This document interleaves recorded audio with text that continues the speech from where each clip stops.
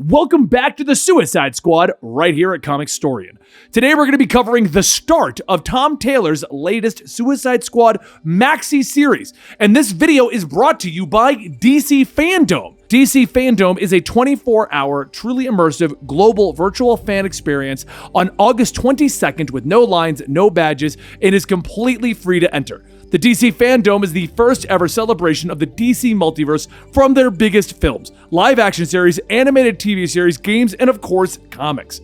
The Fandom is available in 9 languages: English, Spanish, French, German, Korean, Portuguese, traditional Chinese, Italian, and Japanese.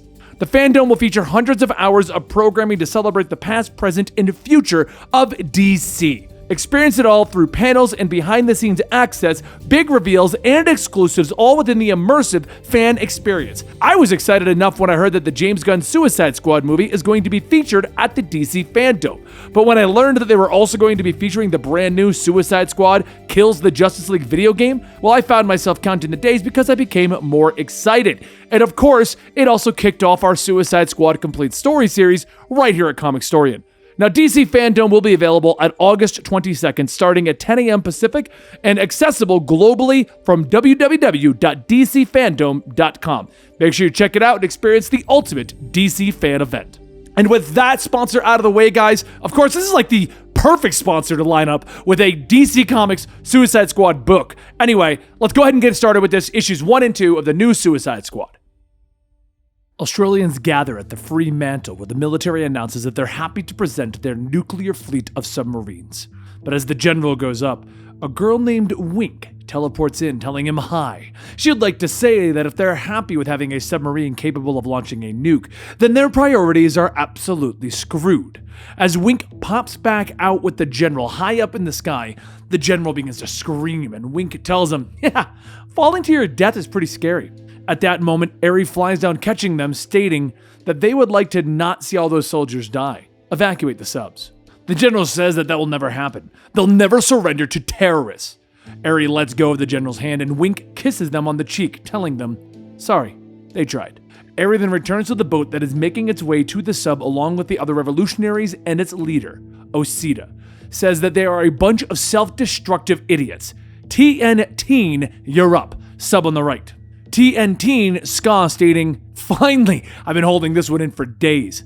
Wink teleports TN-teen onto the sub, and as she disappears, 3 soldiers all point their guns at him. He smiles, telling them to do it, and as they shoot, he explodes. Osita radios in, telling everyone that the sub on the left is the one with the warhead. That one is theirs, the other one though. And then down in the water below, the telepathic Atlantean twins, Scale and Finn, rocket them through the second sub, destroying it. With both subs now sinking, Osita boards the remaining one, telling everyone that they're headed to the rendezvous. They need to get ready. Meanwhile, elsewhere, Harley Quinn claps while watching the video feed, and Waller tells her to stop. Harley tells her, "Come on! That was just, wow!" And Deadshot says, "We're gonna have to admit, that was pretty impressive." But a man with scars on his face walks in, stating that a group of superpowered terrorists just destroyed a fleet of Australian nuclear subs that the United States government built and sold. That is not impressive. The revolutionaries have been attacking across the planet, hitting armies, oil fields, energy operations, freeing illegals from detention centers, and so on. Deadshot asks, who is the walking information dump? And Waller tells him that that's Locke. And this one is his operation. Locke goes on stating that the revolutionaries consider themselves freedom fighters. They are not. The submarine that they stole is currently sitting in the South Sea in a disputed zone. The Justice League won't go near it. Obviously, US forces cannot enter that area. Deadshot says, "You can't be serious.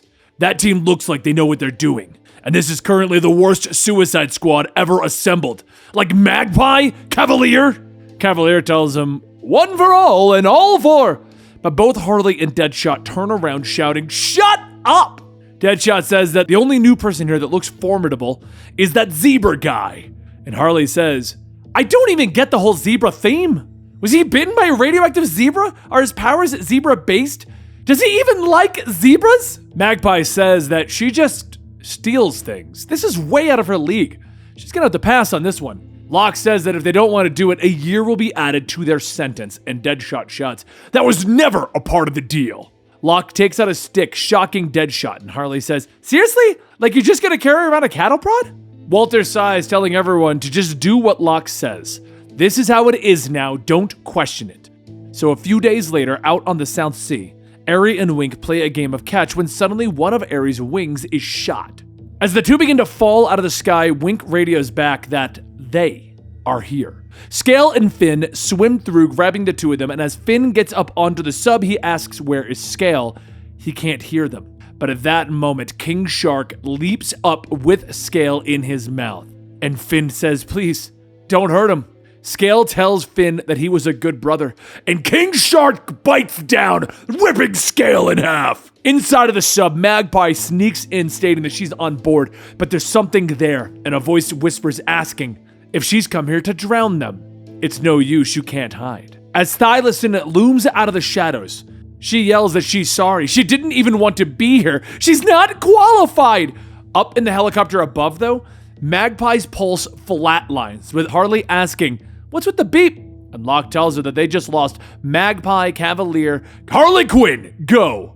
Down in the sub, the short burst speedster Jog charges into Shark, knocking him back into the water, giving Osita time to call up the rest of the revolutionaries. Cavalier and Harley make their way back to the sub, but as Cavalier gets into position, Chaos Kitten cracks him in the nose. Cavalier holds back his tears, yelling, "My nose! My lady, you just broke my..." But before he could finish, Osita punches through his skull with her mechanical fist. However, while everyone is focused on the fight on the sub, from the helicopter, Deadshot begins to shoot and tag all of the revolutionaries. Osita then asks who did that, and Locke's voice rings out in her head, stating that he did. His name is Locke, and he is broadcasting to all of them. But they didn't just fire a speaker into them. There is now a bomb inside of their bodies. Now to your knees! As Locke flies down and gets out, he uses Zebra Man to create a protective telekinetic barrier. And Osita asks if he thinks that they're going to let him assassinate. But Locke stops her, stating, "If I wanted to assassinate you, you'd be dead by now. You will pay for your crimes another way. You now work for us." Deadshot pauses. "Wait, is this really happening? These people just murdered half our team." And Locke says that it's not her call. Harley asks why not, and Waller then says, because she quits. She's here to oversee the changeover. Deadshot says that as much as he hates her, they at least know her. Osita tells Locke that they would never work for him. They would rather die, so Locke says, "All right," and he presses a button on his tablet. A beeping can be heard from TNT, and as everyone turns to him, he says, "It's okay, one less they can use." TNT's head explodes and Locke asks, "Which one of your team members dies next?" Osita glares back, telling him that when this is over, she will kill him. And Locke laughs, telling her, "Ha ha ha ha, far worse than you have tried, and I'm still here. Now everyone to your knees, hands behind your head. We may have had the worst squad, but with this upgrade, with this Suicide Squad, we can remake the damned world." Later, as everyone is taken back to their cells, Finn sits in his tank without his brother, asking if anyone's there. Can anyone hear him? King Shark looks through the glass, telling him, "Yes, I can. Are you in my head? Good. How about we share a memory? That way you can feel what it was like when I tore through your brother. He tasted terrible, but it was the fun way that he wiggled." As Finn's mind races, Shark says, "Oh, such a nasty thought. Looking for you there's a glass between us, or you'd go the same way as..." Finn punches through the glass, knocking out King Shark's teeth. But before he can continue, both him and Shark are electrocuted. Elsewhere in the bunker, Harley begins to yell that this is insane. And that's not just speculation. She's fully qualified to say that. This is her professional opinion. Plus, how do you suppose we bond with our new teammates? Shark literally ate one of them. As team bonding exercises go, eating a coworker is pretty poor. As everyone walks into where the revolutionaries are being held, Zebra Man creates a shield for Locke and tells prisoners that right now the world thinks the revolutionaries are dead. Right now, they don't exist, but he's giving them a chance. 50 missions. After that, their freedom will be granted, and they'll be given new identities.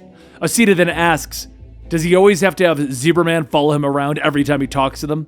And Locke says yes. He should hope the threat of instant death would keep them in line. But they both know that she is passionate enough to do something selfless and stupid. Their first mission is as follows. The president of Badnesia refuses to step down after being voted out of office. We were heavily involved in the voting. What's the point of rigging an election if no one honors the result you paid for? You'll enter the country, take out the president, and install our chosen leader. Once Shark and Finn are conscious again, you're gonna head out.